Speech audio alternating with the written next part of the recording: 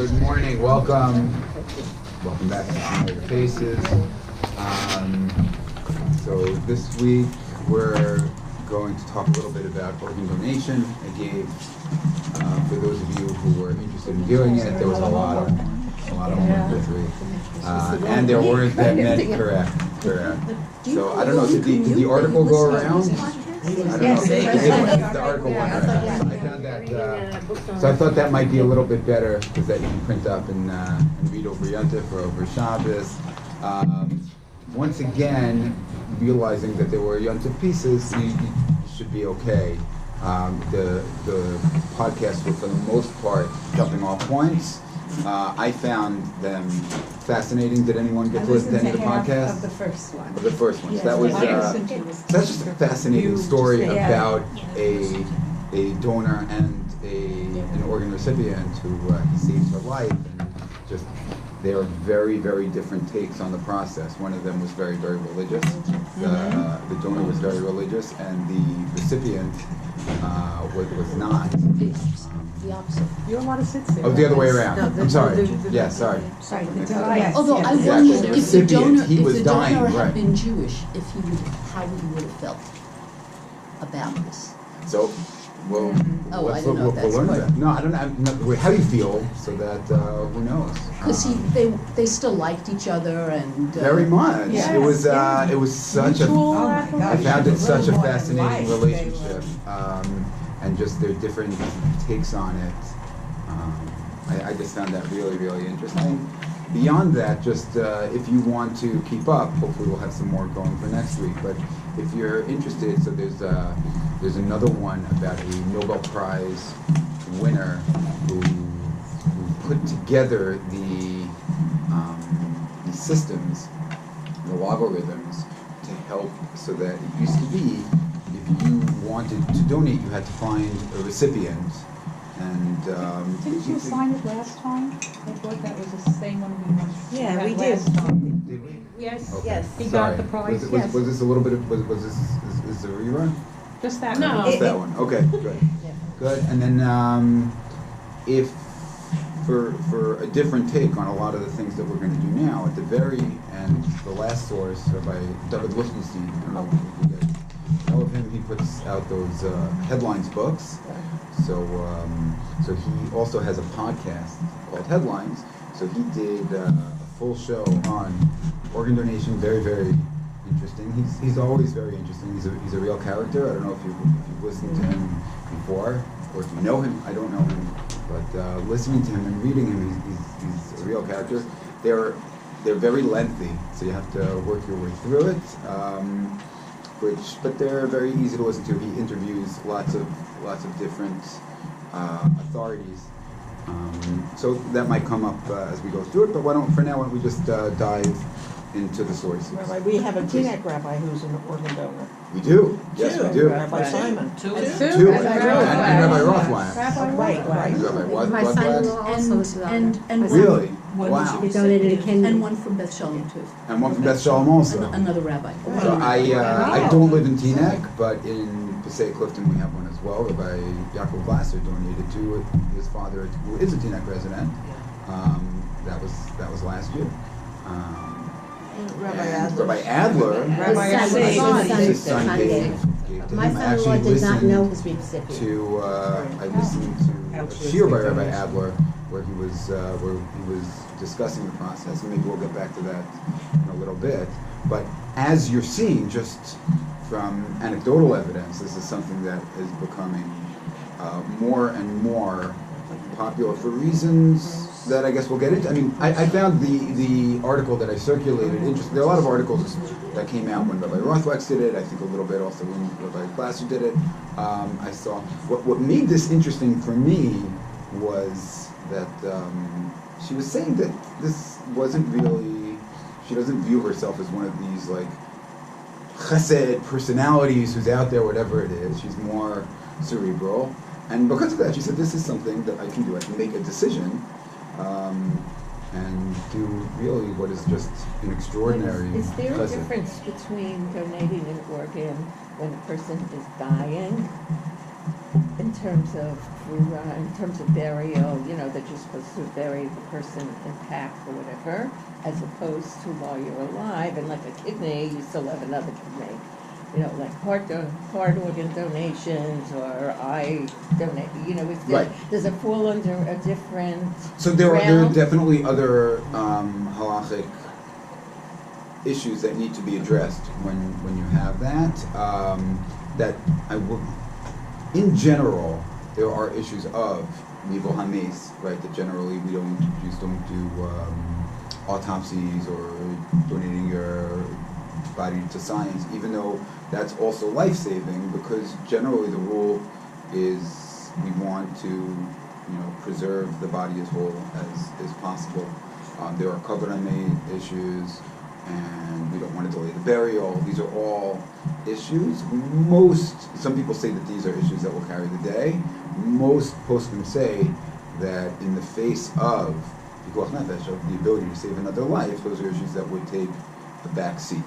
And even issues of tchias hamesim, that we want to be resurrected whole, whatever it is, these are issues that I don't think we understand that well. But there are all kinds of people who unfortunately died in ways where their body was not whole. I think we would all like to think that that's not going to be an impediment when the time comes. So in the end, I think those are factors, and they need to be addressed, and the issues of Nival and Mace need to be minimized as much as possible.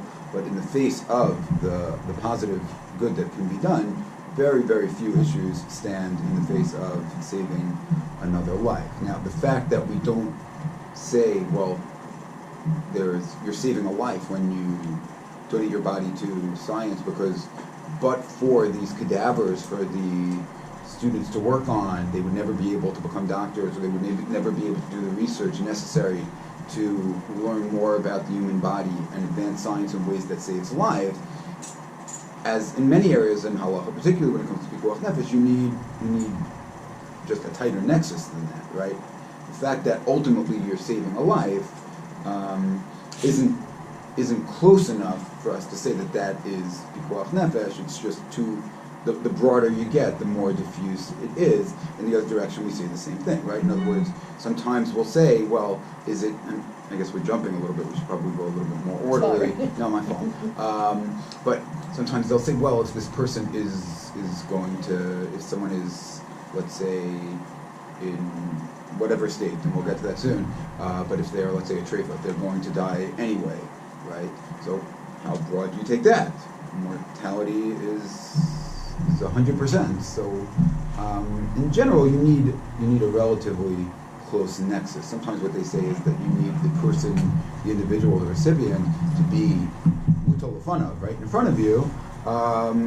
These days, technologically, that can be expanded to include many, many different people, because you don't need the immediacy, the geographic immediacy that might have been necessary once upon a time in terms of saving lives. But I think we're getting a little far afield. Let's start from step one. So the primary source, before we get to anything else, what we're talking about over here is, do I have another one of these? I might not. I thought I had enough. Is there anyone who's close to someone who's able to share? Thank you. I could share. Great. Okay. This is very. So the pasuk says exactly. She even made a jump. It's the same spirit. So lo telech v'achil ba'amecha lo tamod al tamreyacha aniyashem. Right. So the pasuk over here says lo tamod al tamreyacha. Don't stand by idly on the blood of your friend.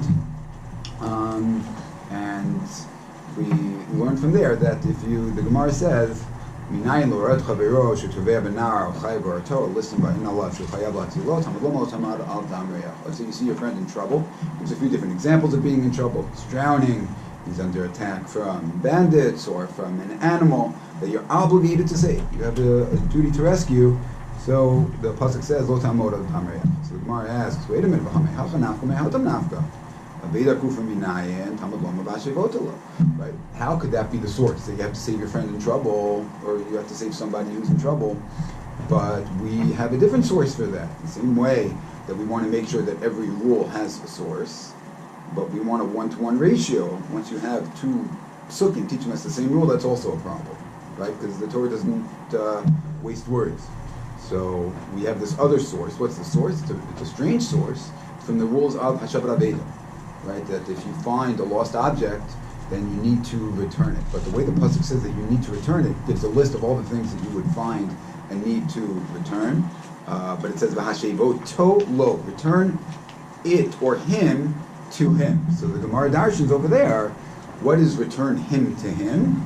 That abedat gufo, if what's being lost is his body, is what's being lost is his life itself. If you see someone who's in danger of losing their life, so you need to return that to them as well. So therefore, the pasuk says v'hashevotalo, that is a source that you need to save somebody who's in trouble. Creative darshan. So the Gemara answers, why do we need these two sources? Right. So that's the problem with the Gemara. It says now, if it just would have been v'hashevotalo. So if I would have learned it out of Hashavat Aveda, so I would have thought, I would have thought, Hani Mili Ben Ashe, if I'm able to do it myself, then I can do it. If I see somebody drowning and I know how to swim, so I go out and save him. But Mitra, Megar Agure Imalo. But let's say I don't know how to swim. But there's a lifeguard right there who I can slip $20 to and say, go save that person. Now, the lifeguard also has an obligation. We don't know, maybe he's not Jewish, maybe he doesn't particularly feel like it, maybe he's looking for a profit. But who says, how do I know that I'm obligated to pay the lifeguard to go do it, so that I would not have known from Vahashivot, right? Let's say I'm watching Kotel Cam, and I see, oh my gosh, that looks like my friend's wallet all the way over there. Now, if I would see the wallet, I would have to go collect it and give it to him. But am I now obligated to call my friend who lives in Israel to get in a cab to go get the wallet? No, I'm not, right? Hashavat Aveda only goes so far. If I'm able to handle it myself, great. If I'm not, so then I don't need to take these extraordinary measures of getting somebody else involved. So therefore I need lo ta'amod al dam re'ach. Don't do nothing, right? When it comes to saving a life, you need the second source of lo ta'amod al dam re'ach to tell you even someone else. An issue that we won't talk about so much today is there's a dispute. At that point, once I pay the lifeguard to go and save you, so then who goes? Do you now have to pay me back for the monies that I expended on your behalf? The general consensus, there is a dispute, the general consensus is that the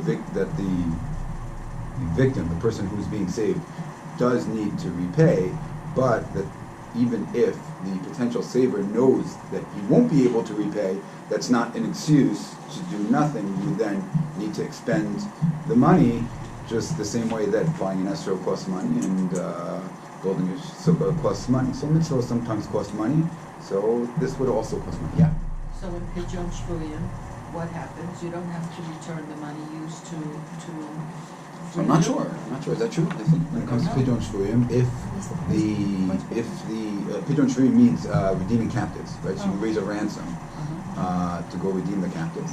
So I think if the person is of means to pay back to people who collected on his behalf, I think they would say similarly that he should do that. An interesting case that comes up, which again, we're getting a little far afield, is what if the rescue wasn't necessary? Right? In other words, the example that I saw given is somebody falls, they're mountain climbing, somebody falls off a cliff, it's non-responsive. The only way to save is to get the emergency helicopter, which costs a fortune, and then they get to the guy, and he's like, oh, no, I'm good, I'm fine. Right, so this guy just put on his credit card $40,000 to save you. He says, well, who asked you to do that? I was fine the whole time. So at that point, who pays? Then you might get to the extra halacha category from the next daf in Sanhedrin, which says that in general, I didn't give you this because we're not really supposed to be talking about this, but the Gemara over there said that if you're trying to save someone and you do damage to someone else while trying to save someone, even though the rules should be, right? In other words, I see Reuven trying to kill Shimon, and in my zeal to save Shimon from Ruvain's attack, I do damage to Yehuda, who has nothing to do with this. So it says, even though legally Yehuda had nothing to do with this, he should be able to come to me and claim damages. Extrajudicially, extra legislatively, we don't, this is not really what the rule should be, but we don't charge the saver because we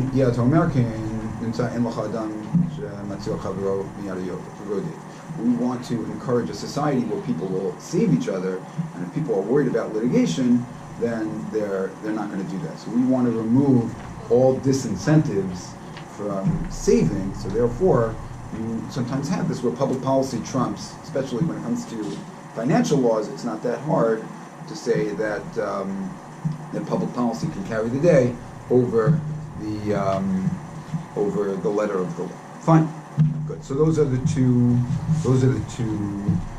sources for saving your friend in need. So again, life and law is often easy when we're just talking about what are the good things to do and what are the bad things to do. Although, for the most part, most Western societies do not have this law. This was what we would call a Good Samaritan law, contrary to the series finale of Seinfeld. That is not generally the law in America. I didn't do anything is usually a good defense against any charge. You don't have a duty to rescue unless you have a particular status.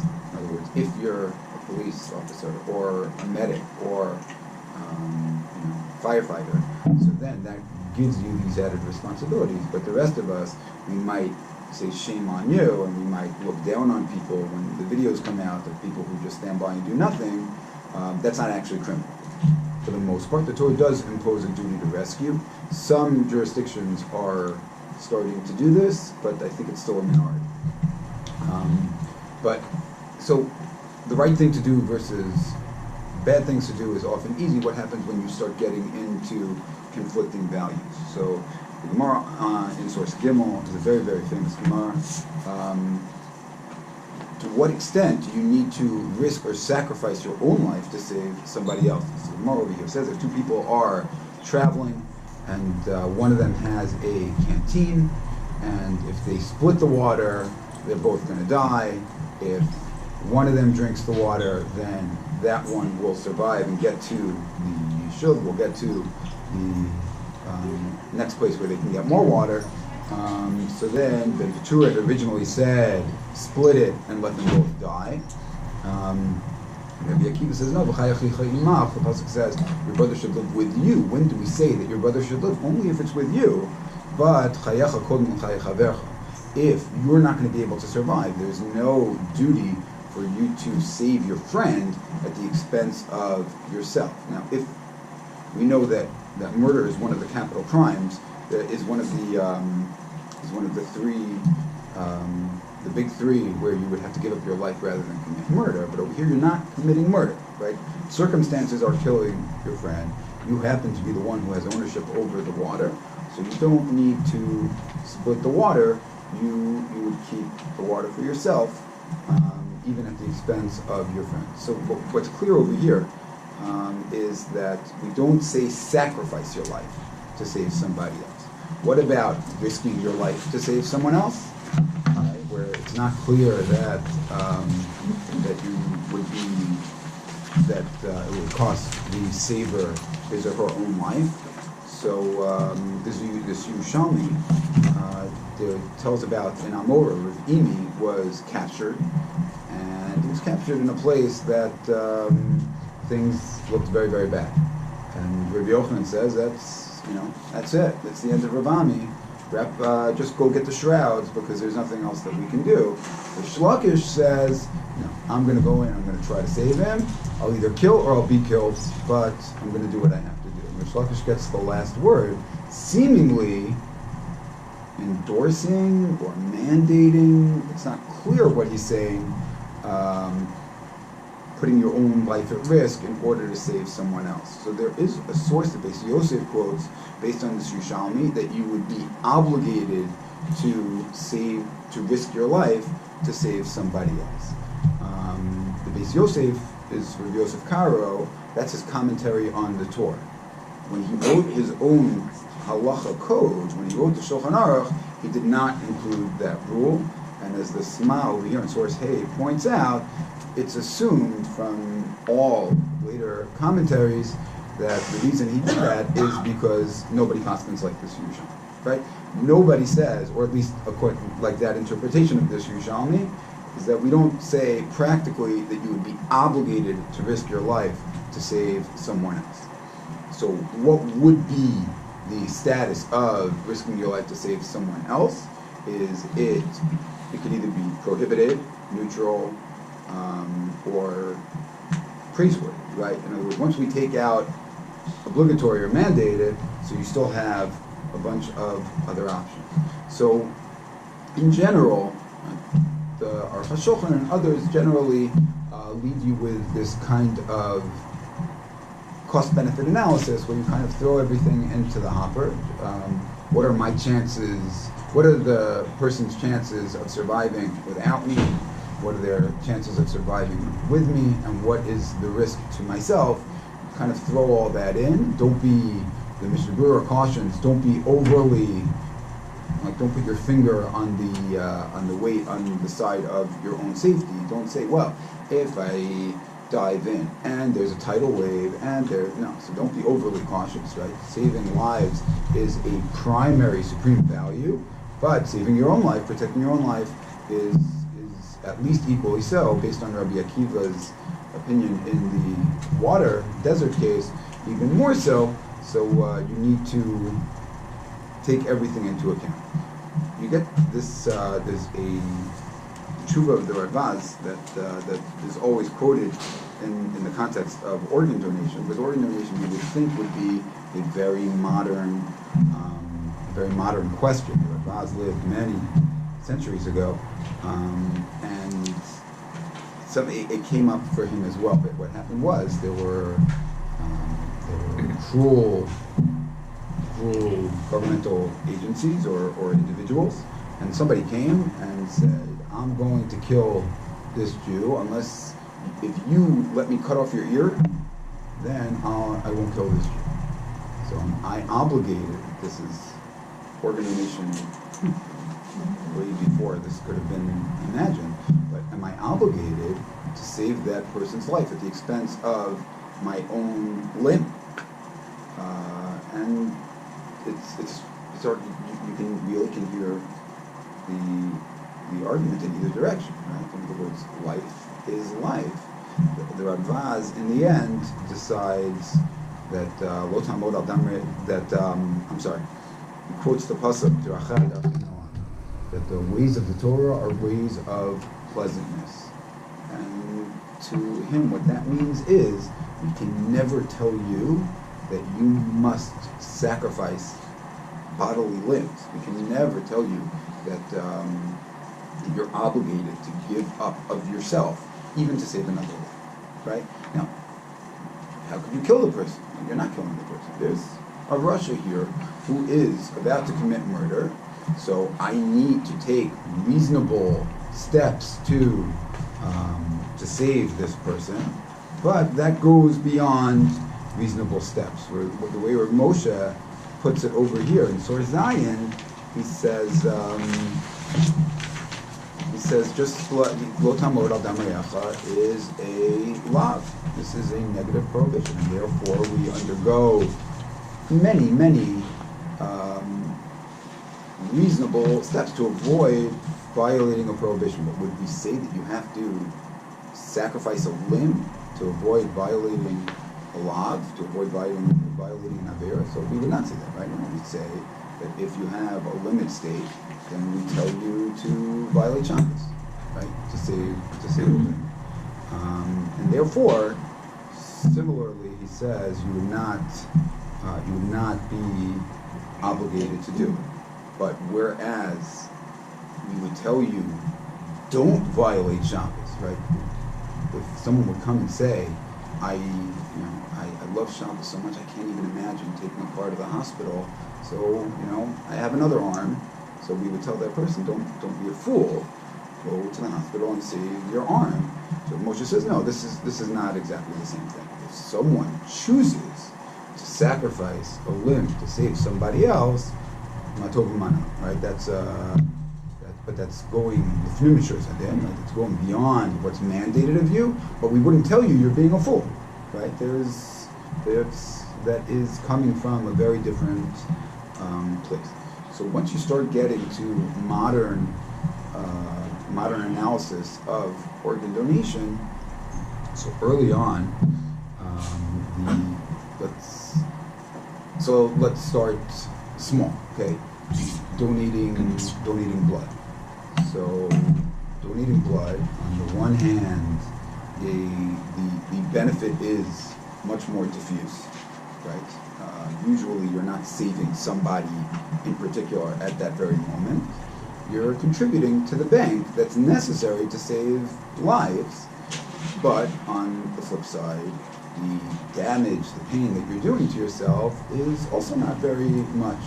And therefore, I remember once when I was in camp and the blood drive came out, there was this whole brouhaha coming out of Kollel that somebody suggested that it's Chavola and the recipient is probably not Jewish, and therefore, I think, I don't know if it was built on anything. I think everybody says giving blood is a big mitzvah, and everyone should do it. We can't mandate that anyone do it.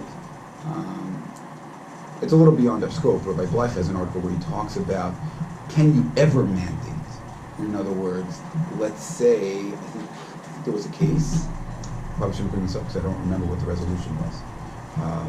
There was a case, I think, a terrible, tragic case, where someone agreed to donate an organ, and the recipient got all prepped and was ready to go, even to the point of certain physical, medical preparations. Last minute, they withdrew. So at that point, when it comes to monetary law, sometimes we say that even if there's generally, if someone promises a gift, that's not enforceable. You need consideration, right? And if someone promises me $10,000, I can't say you owe me $10,000. If they say I'll give you $10,000 because you mowed my lawn, so then there's a give and take.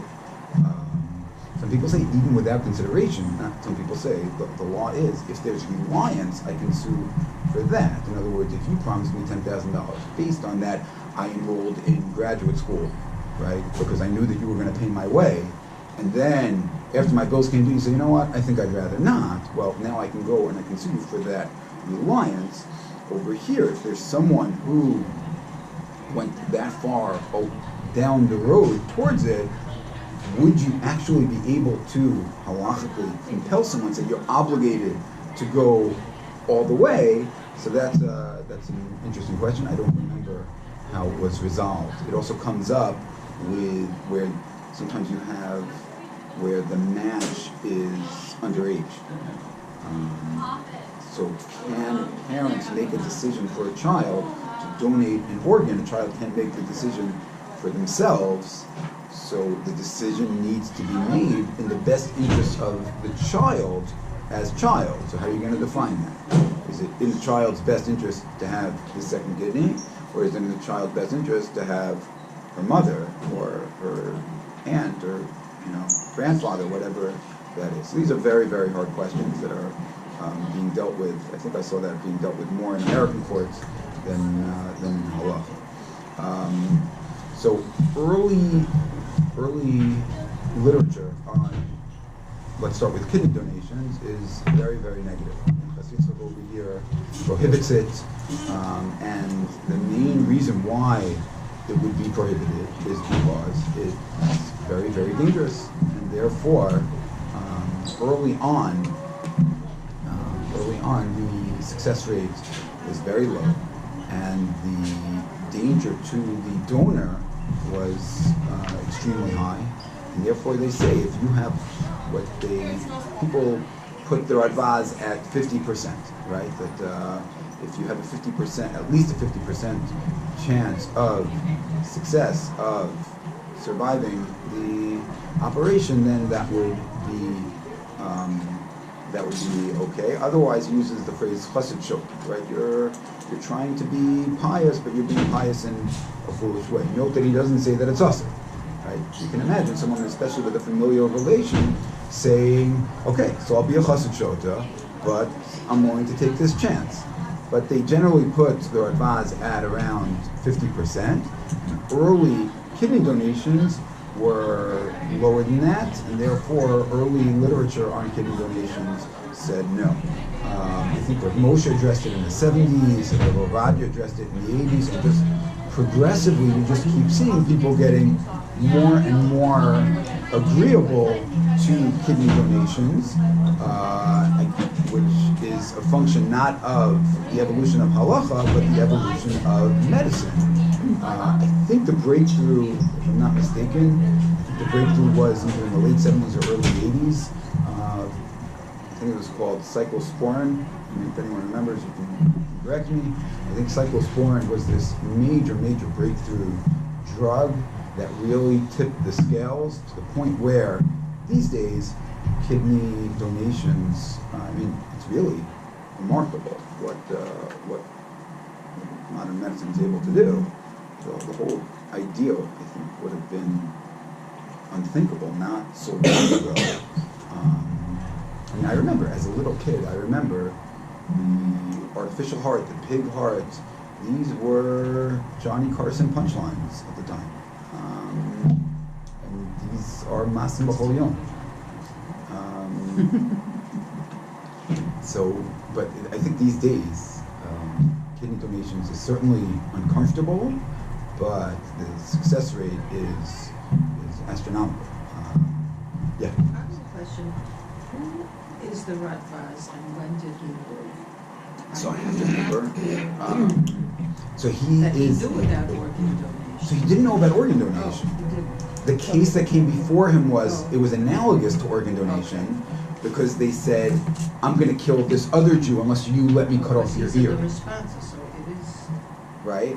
So, it's organ in a very bizarre way, right? In other words, just because there's a Russia, there's a bad person who wants to see pain and wants to, for jollies, put this person in an excruciating, terrible dilemma to save your own life by giving up your own limb. It's to save someone else's life, and if not, to walk around with the guilt of knowing that you could have saved their life. It's really a horrific case. No, he lived.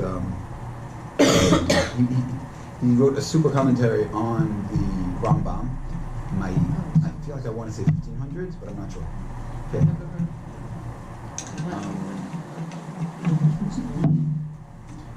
So Dr. Reichman, Dr. A. Reichman, he speaks on these issues of medicine halacha all over the place. He is one of the experts in these questions. Talks about it in terms of yes, sir. I have a question about what you just said before Please. we go on. When you're talking about the improvement, just as an example with the kidney, it's just an example. There's two sides of it, I think. On the one hand, there's improvement that it's less of a risk for the donor. And then the other side is how much of an improved survival rate is there for the recipient. I would imagine that both of those have to be considered Certainly. in halacha. 100%, and my impression is that both are now shockingly high. Both have been improved Both have been greatly. improved. Although someone points out, I forgot who it was, because in the early, like, at some point along this line of steady improvement, I think Rabbi Meiselman from Israel came out. He was down on kidney transplants. He says you shouldn't take the chance because dialysis was ineffective treatment, and therefore, even if it's uncomfortable and not something that anyone wants to undergo and is really, debilitating, still, if you have this workable option, you can't put yourself at risk with this newfangled possibility. And then what someone who was was taking him on pointed out is, if you do the kidney transplant and it doesn't work, you could always go back to dialysis. I think that's what he said, I guess. I don't know if they hold on to your old kidney. I'm not sure exactly, they don't. But in other words, all that would happen is that it would fail. It wouldn't last. Yeah. All that would happen is that it would fail, right? In other words, you would have another failed kidney in you, and then you would just go back to dialysis. But I think now the numbers have made it, have improved enough that none of these are considerations. Yeah. Does anybody talk about, in this realm of, if I donate my kidney, and what if 10 years down the line, my other kidney fails? Like, is there any discussion about, you know, Yeah. in terms Yeah, of myself? So that's definitely a risk. I think the guidelines state that kidney donors shoot straight to the top of the line, if needed later on. I mean, I was just thinking about this when I was listening to Rabbi Adler's here, because he mentioned that all 4 of his children matched, and interestingly, Dr. Reichman, he says these days the shilohs that come up are, right, a man is told by his physician that he needs a kidney transplant, he tells his children, and someone wrote a sefer about the question, all the children wanted to be the one to donate. How do you determine who gets that zechus? And I remember talking to Rabbi Glasser about it a while ago, like, who gets that opportunity to give back to their parents in that way? We all take from our parents so much, and some people get to, you know, if you're fortunate, then as your parents get older, fortunate, challenging, whatever it is, but you get the opportunity to give back upwards sometimes, but not like this, right? To be able to give life to those who gave you life is really stunning. But whatever it was, like Rabbi Adler specifically said, he says this was a genetic condition that he said, I guess either my father or my mother had it. My sibling has it in a way that's so far not bad. But yeah, you would think that there's a decent chance that that's going to carry on to the next generation as well. Your children are your best option because they're such close genetic matches, but on the other hand, they also, whatever messed you up to begin with might also... Your siblings. Your siblings are your best genetic matches, right? You say, someone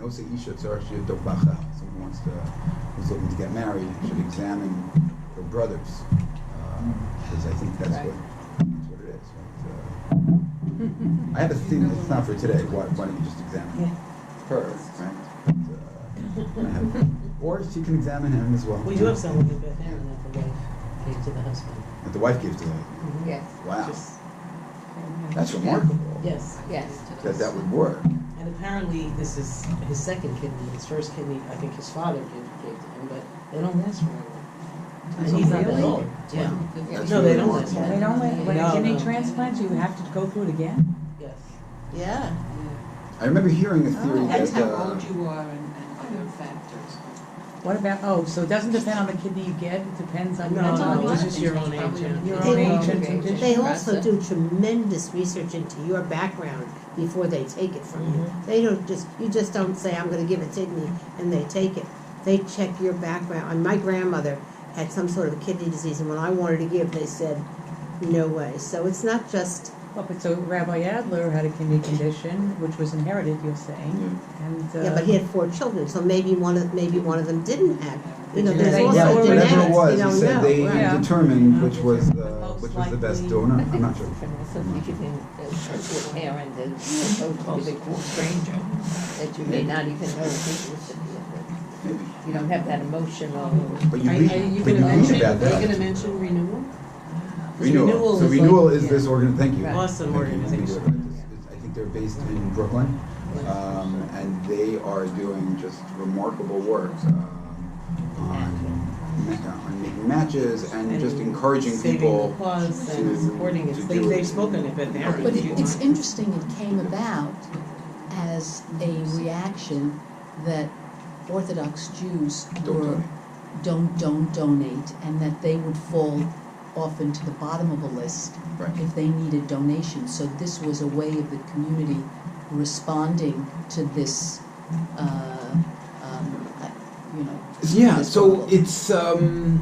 it's funny that you're struggling for the word Yeah. because it's a hard word to come up with. In other words, it's a stereotype that Orthodox Jews don't donate organs.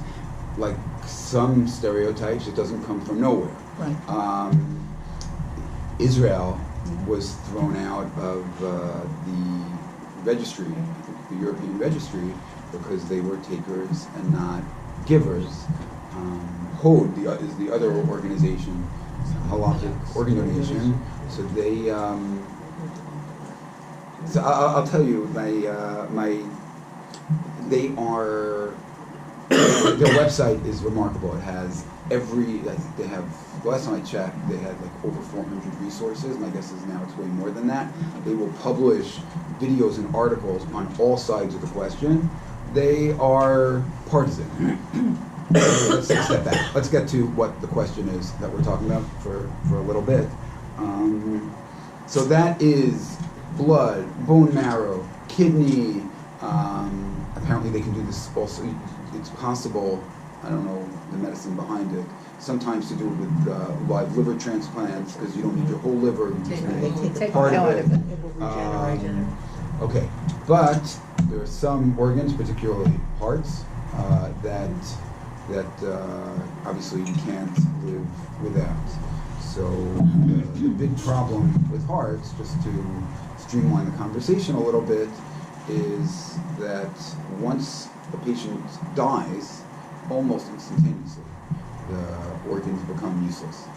And therefore, almost all of the hearts that are used in heart transplants come from brain stem death. So what is brain stem death? It is when someone loses all functioning of the brain stem. It's hard to say. These are all loaded terms, and I'm not a science professional, so I'm doing my best. All brain stem functions. Whereas within the brain there are higher and lower functions, and therefore a lot of this is incredibly loaded and controversial, and we can understand why, because the stakes couldn't be higher. If this, let's call it brain death for now, if brain death is death, so then what you have here is a corpse you can save life, which is as high an ideal as is imaginable, with the heart that is now in this dead person's body. So that would be the biggest mitzvah in the world. On the other hand, this person is breathing, there's blood flowing through their body, and if brain death does not qualify as halachic death, then you're harvesting an organ from a living, breathing person, which is horrific. So both sides, this got very, very heated a while back. I remember, when I first remember hearing about it, the principals on both sides were Rabbi Tendler and Rabbi Blythe. So let's take another step back. So when the Gemara talks about this, the Mishnah says, we're in source test. So the way it's said over here, so if, let's say you have a collapsed building, you're searching for survivors, but it's Shabbos, so you can't do the search unless there's a living person that you're trying to save. Because we violate Shabbos, but even covered on mace, we wouldn't violate Shabbos. We would say after Shabbos we'll go and do what needs to be done. So how much do we check? So there's a machlokas. Do you check the nodes to see if they're breathing, or do you check the heart for a heartbeat? So traditionally, the ways of checking for between life and death were breathing, heartbeat, pulse, right, circulation, motion, obviously brain death wasn't a possibility. It wasn't a possibility, and it wasn't helpful. It wasn't a possibility because we didn't have the technology to measure what's going on in someone's brain. It wasn't relevant because once you had brain death, pre-respirator, pre-modern medicine, so then everything would shut down virtually simultaneously anyway. So it didn't really matter that much.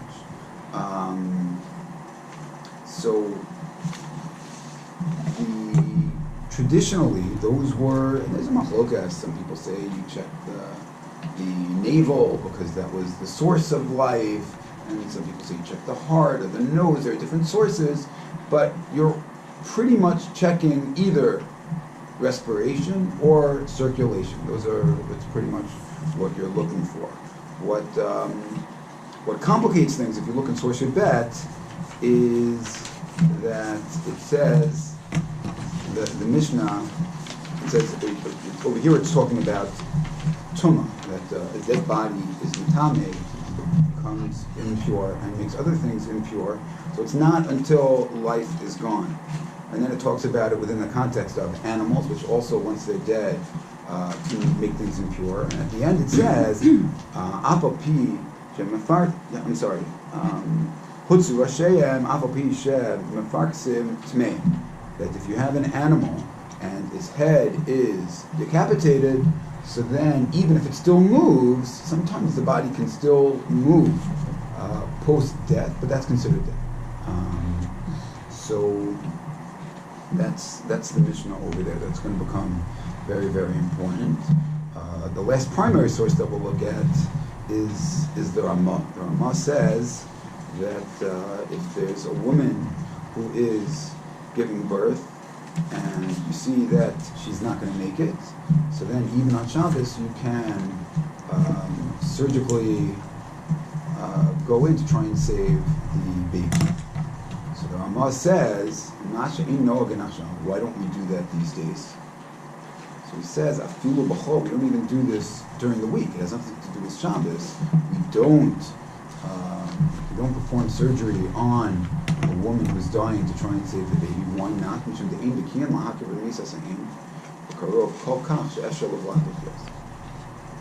What's the Ramah concerned about? We're going to be so anxious to try and save the baby, we're not going to be careful enough that the mom is actually dead. And therefore, you're going to go and try to get at the fetus that's inside the mom and end up killing the mom in your zeal to save the child, and therefore he says we don't get involved in that. Through the generations, brain death, the determinations of death. So there are a few important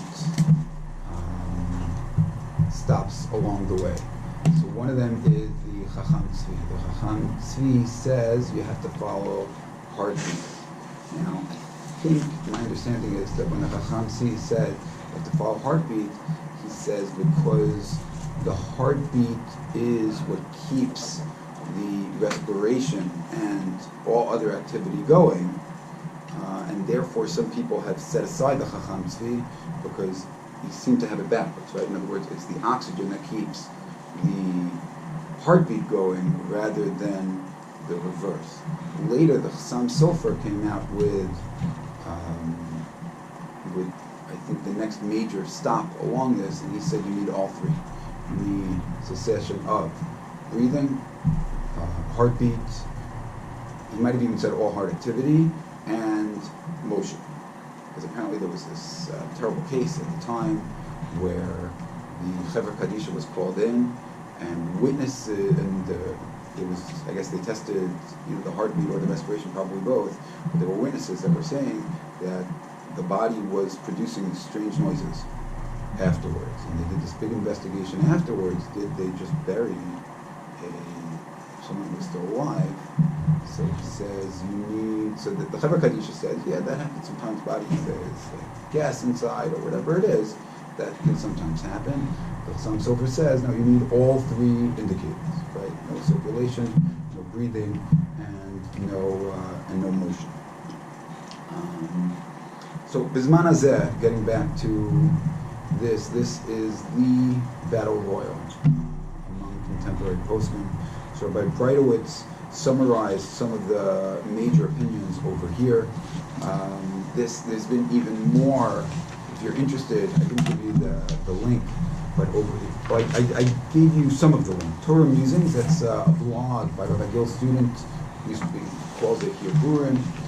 So he held a symposium, a 9-part symposium, where he invited different contributors to discuss brain death. The RCA, a number of years ago, came out with an advisory paper, chiefly authored by Rabbi Bush, I think he was also a Teaneck resident. And essentially, Rav Moshe is this source of huge confusion, because he says different things in different tshuvos. Rabbi Tendler swears that he says that brain death is death, and that we should be donating hearts and other organs that are necessary, even in the brain death world. Rabbi Bleich agrees with Rabbi Tendler about how to understand Rav Moshe, but says that Rav Moshe is terribly wrong, and that we are committing murder by doing that. Rabbi Bleich allows Kohanim to enter the room of people who are brain dead. Aaron Solveig was very, very strong, also saying that brain death is not death. But none of them are scientists except for Rabbi Tendler. None of them are scientists except for Rabbi Tendler. That is correct. That's correct. I think everyone has their advisors. But correct, for sure. Rabbi Aaron Solveig, at one point he says a lot of the greatest Rabbanim believe in the Harvard standard for brain death, and he says I have the greatest respect for them, but I think he quoted the Baal Mor in his introduction. Says I have the greatest respect for Plato, but I respect truth even more, and therefore I have no choice but to disagree. Rabbi Schechter. So I saw a couple of different things. What I always thought, and what Rabbi Breitowitz quotes over here from Rabbi Schechter, I thought he was like you said. He said I'm not a scientist. I'm hearing very smart, knowledgeable people on both sides. So he says we just don't know. Now, the way I had understood it, and the way it's presented over here, is then we say Suffolk Nefashos Lohoma. Therefore, if this body is this person, body, whatever it is there's a doubt, is it alive or is it dead? You can't let you go and yank the heart out. You suffer. Now, the Suffolk Nefashos could go in the other direction for the person who's waiting for that heart, but once again, the nexus is more diffuse. So that's the way I had always understood with Schechter. So what I does saw this mean? quoted One would also have to be stringent in treating the patients as dead? as dead, meat. Oh, mate. Mate. Oh, that's In other words, so Hebrew. since Schechter says that we don't know Which a patient? Kohen, the brain dead patient, we Oh, can't treat him as dead and take his heart out, but we can't treat him as alive, so Kohanim shouldn't enter, so he can be Matane Kohanim. So can he donate? So he said no. The Schechter, according to this No. reading, says no. I saw someone published a book. I'm blanking on his name. Young This is like Musmach. Rabbi Shabtai, I think, David Shabtai, published a book. I think he lives in Boca. Published a book on this. The whole book is on this subject. I think he has like 4 or 5 chapters on Rav Moshe. I haven't read it, but what I saw quoted from his book is that somehow Rav Schechter turns this into a double doubt. And I'm not sure. I don't want to just know that that's out there. This I just saw a little bit before we started today, so I'm not comfortable enough that I understood it to transmit it, but I will tell you that I'm not 100% clear You know, I on think what I'm he's so saying. bad. I recently got to see these documents, so like, what is the OU providing, what is, because I asked our rabbi to give me some examples, because I wanted to prepare something. And my mother just passed away a few months ago, and it struck me that one of the documents is, ask your rabbi at the time of need. Like, the family should ask the rabbi. I thought that was horrendous, because that is so impractical and so unhelpful. You know, I was like, so, because you're like, But sometimes there are questions that it's just hard But it goes to. to a lot of those things. I was like, So this RCA document. because I kept Yeah. thinking my mother had a very clear health record. And I felt, as a child, it was a bracha. Right. That she made her decisions and she was so clear. And it was so unacceptable to say, I'm not giving you decisions, you figure it out. I think that's like terrible. So the But you RCA have paper was figured it out. originally meant to be Excuse me? internal. But it sounded like you had figured it out. Well, I'm just saying, when I asked my local Orthodox rabbi, he gave me some different form options that we could use. But one of them was no answers. It was ask your local rabbi at the time of need. And I felt like, as a child, I was so appreciative that my mother had clarity and gave us clarity. I would not want to leave my children a mess. Yeah.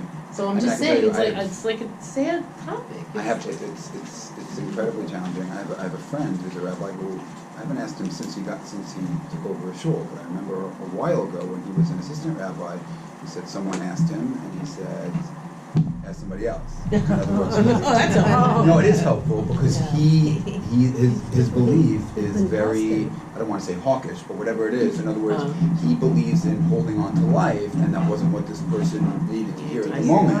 So he Yeah, so said, that was Sometimes you have to know which You're rabbi better to off. ask, and sometimes the rabbi knows which rabbi to ask. These are hard questions. The RCA document originally was not published for public consumption. It was meant to be internal guidance to rabbis, and they also published people on the other side. I think Rabbi Shlomo Brody in Israel is a proponent of brain death. So these questions, just to publish, this is the answer for everybody, is a very hard thing to do. And they aren't all, paint by numbers types of questions. Things can be dependent, but that's a frustrating answer.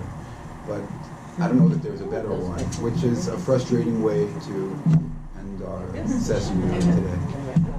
Well, it depends. Thank Or you you all could for have coming. clear healthcare.